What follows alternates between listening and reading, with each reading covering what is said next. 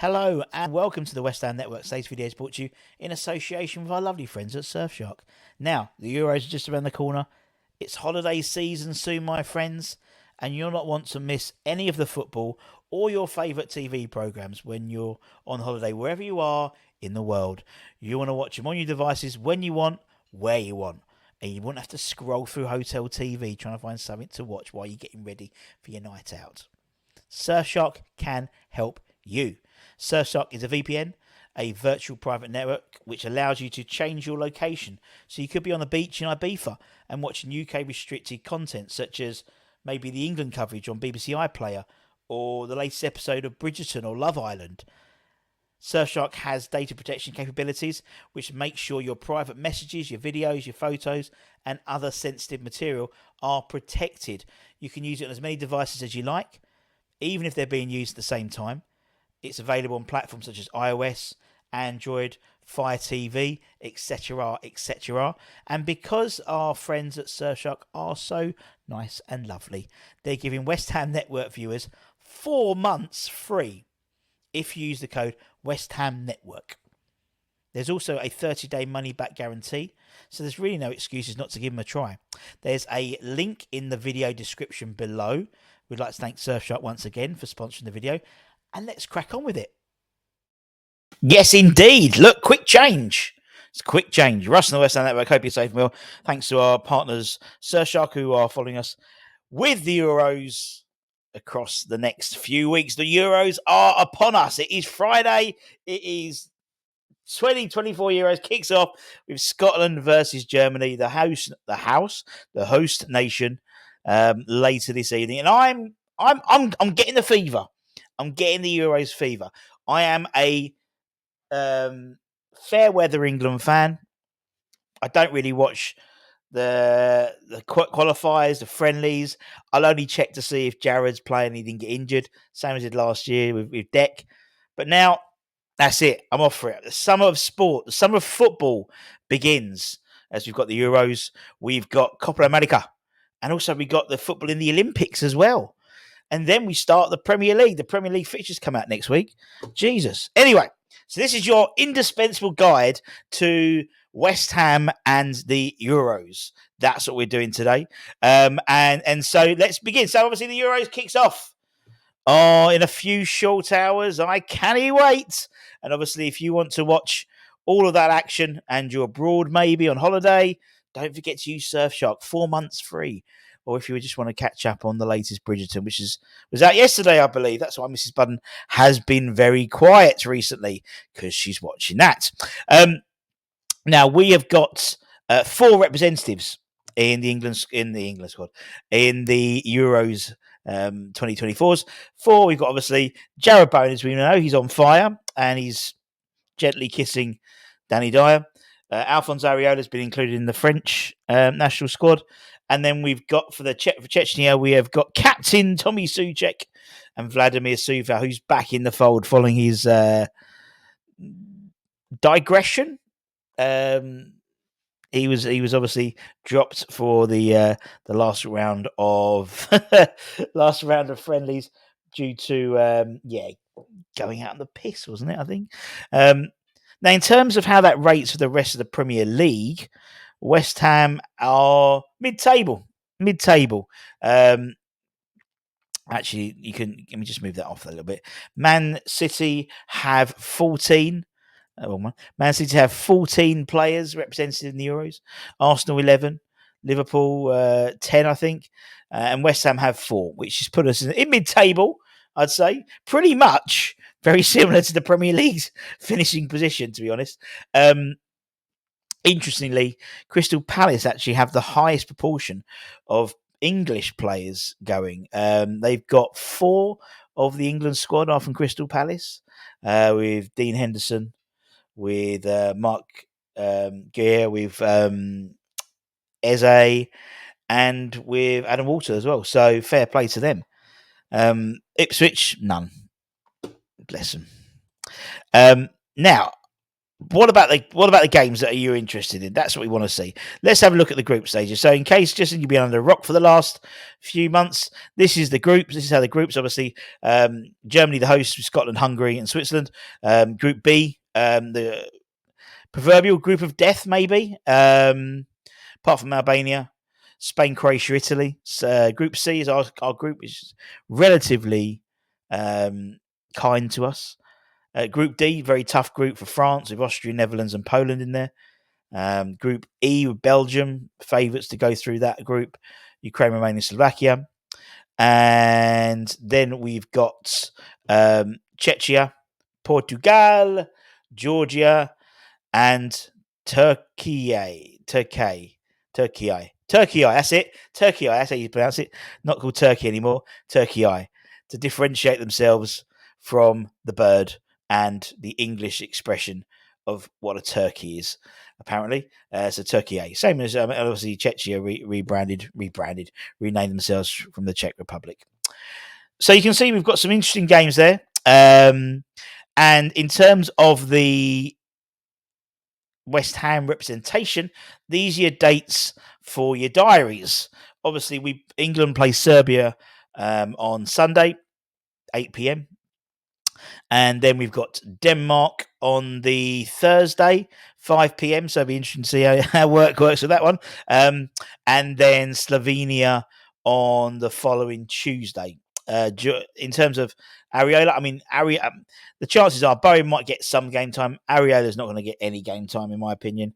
Not because he's a bad goalkeeper, but because Deschamps likes to fancies the other keepers. So Austria on the Monday, then they've got Netherlands on the Friday. That'd be a great game. France Netherlands on Friday, and then Poland the following Tuesday, and then Tommy Soucek and Vladimir Sufel start off with Ronaldo's Portugal on Tuesday, followed by Georgia on the Saturday at 2 p.m. And then they finish their group stage campaigns against Turkey on the 26th at 8 p.m. So, looking at those games, put the right logo on, looking at those teams, who's Budden's pick? Who is my pick? I've got two. I don't think, as much as I would like England to progress, as much as I'd love England to win, I just don't think we will. I think we have arguably the greatest depth in the forward position in any side in Europe, but it's that defense. And if we had maybe a more forward progressing manager, maybe a front foot manager, and we were outscoring sides, maybe we could do that. Maybe we'd score 4, but we'd let in 2. But unfortunately, we don't play that way. We don't play to our strengths, and that's an issue for me.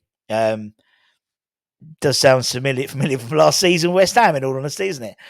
With all the wealth of attacking prowess we've got, even the likes of Adam Walton, amazing player. Jude Bellingham, amazing player. I mean, reading reports that Trent Alexander-Arnold might start in midfield. It's like, really? You know what I mean? It's like, really? I think we've got an issue at left back as well. Luke Shaw's still touch and go. I think if we go into the tournament with no disrespect to Kieran, but Kieran Trippier playing left back, I think we'll be in trouble. John Stones, not Josh Stones. Yeah, are you digging on me? John Stones is ill at the moment. He's on Wednesday. I think he had an illness and was training away from the team. So hopefully that'll be recovered. But there's that sort of defense really worries me a little bit. In terms of we don't really know how it's going to, and to experiment with putting in Trent in the midfield for the first game, I thought, I don't know how I feel about that. I'm sure you've got some comments about that as well. But to be honest, I can't see in terms of the winners being anyone outside of France and Germany, in all honesty. Yes, England has a fantastic front line, but the back line does worry me slightly. But you look at the French side, they have got quality everywhere. That French side, the fact that Areola can't even get a game really just shows you. But they got Hernandez, Konate, they got Juice Conde, they got Mendy, Pavard. Saliba can't even really get in the side, and they are. Saliba's one of the best defenders in the Premier League this year. Caravanini, they've got Fofana, Kante, Rabiot. They've got, Dembele. They've got Mbappe, of course, Thuram, Colin Mournier. They've got, Griezmann. They've got and they've got people like Giroud. They've got that sort of like guy who could come on and score the winner right at the end. So they've got quality across the whole of their side. Germany, they find a way. It's home nation. I wouldn't say they've got an outstanding side. They've got a lot of older players, experienced players.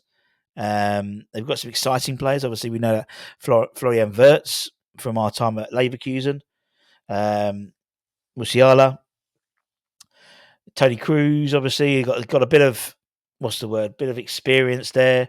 Gundogan, Rudiger. I mean, they've got experience throughout the whole side. Neuer. They've got Muller. They've got Karl Havertz has had a fantastic season. Nicholas Füllkrug from Dortmund, who we were linked with when he was at Wolfsburg, I think it was last year. Leroy Sané is having a bit of a renaissance. Maximilian Biela from Hoffenheim's playing well. So they've got, and it's the home sort of tie. It's the home tournament. So they have the home backing behind them.